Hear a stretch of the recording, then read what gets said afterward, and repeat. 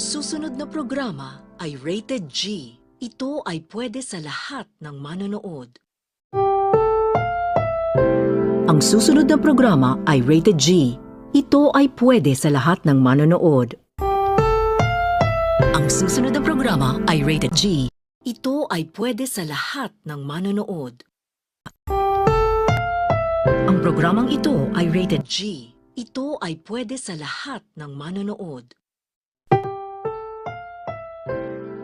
Ang susunod na programa ay rated PG.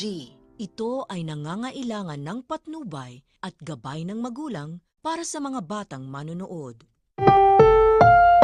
Ang susunod na programa ay rated PG. Patnubay at gabay ng magulang ay kailangan sa mga batang manonood.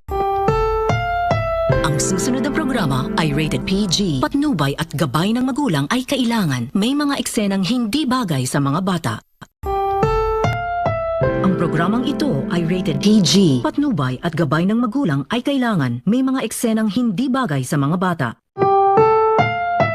Ang susunod na programa ay rated SPG. Ito ay nangangailangan ng striktong patnubay at gabay ng magulang dahil sa mga sensitibong tema at eksena na hindi angkop sa mga bata.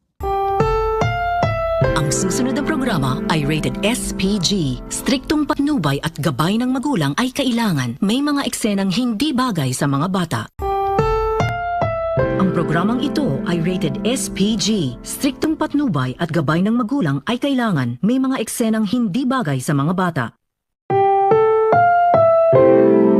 Ang programang ito ay rated SPG. Striktong patnubay at gabay ng magulang ang kailangan. Maaaring may masiselang tema, lengguwahe, karahasan, sexual, horror o droga na hindi angkop sa mga bata.